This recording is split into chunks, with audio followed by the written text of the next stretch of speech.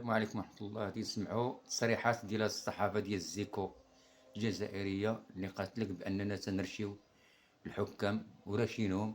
الذي يحكم اللقاء راح نراشينو، والتوقعات ديالهم حول المباراة.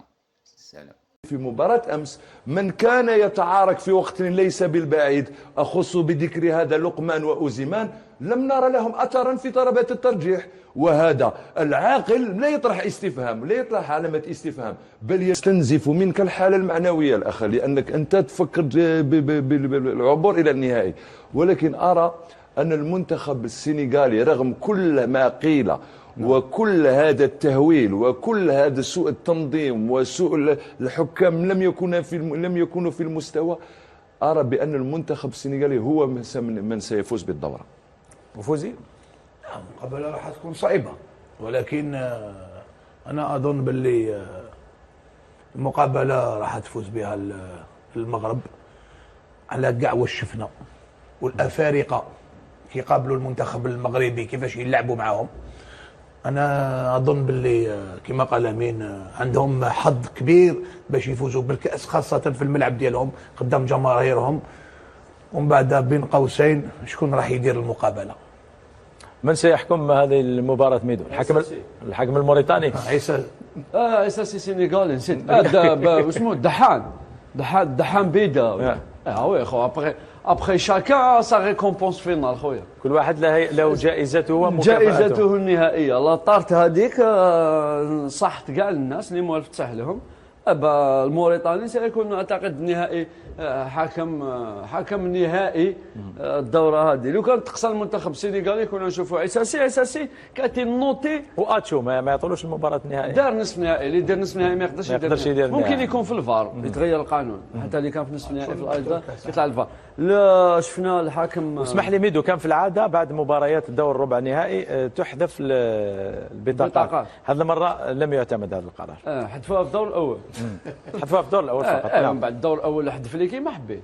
ومن بعد كارت فينال دومي فينال كيما اتشو البارح دخل عنده دياطا كوليبالي من السنغال وعنده عبد المجيد من مصر. دخل بريمير ميطون كمل الخدمه فيت في بيان في بروبر تو طاك طاك كارطون اللي يجوز فينال واحد عنده زوج لي زابسون واحد يكون عنده ابسون. دونك ومن بعد يقول لك علاش تهضروا علاش يا خو ديريجي ما تقدرش تخبي الحقيقه انت. ودي قال لك اراها سينيغاليه وانت قلت لا امل المغرب سيفوز بها. الا ابخي لعب هذا كاع اللي داروا في قريب شهر ومن بعد يخسروا لا فينال يا خو ما نوليوش لهنا مال.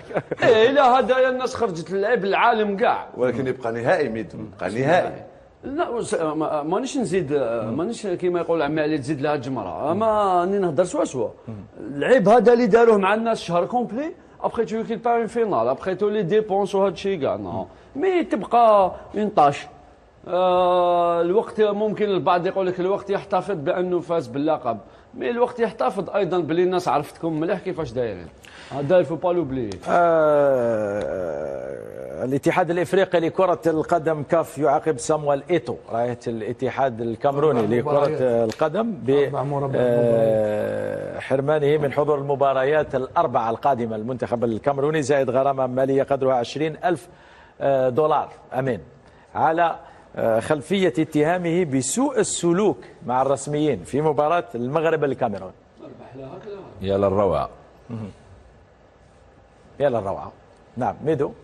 هذه هي دخل هو الاول خرج هو الاول. دوك واش نقول لك مالغري كاع انا خلعني ابخي كارت فينال.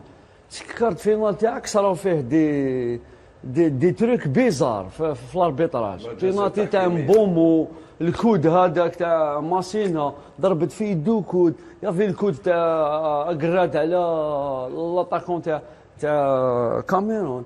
ابخي تشوفوا في الفيستير يهضر بواحد صونفروا علاش هاك ديت كات ماتش من الفوق وامونت تاع 20,000 دولار. دوكا ننتظر النهائي يوم الأحد. الحكم اساسي تم تقييمه من طرف لجنه التحكيم في الكاف تنقيط جيد، وقالوا بلي ما ارتكب ولا خطا ادى الى تغيير مسار نتيجه مباراه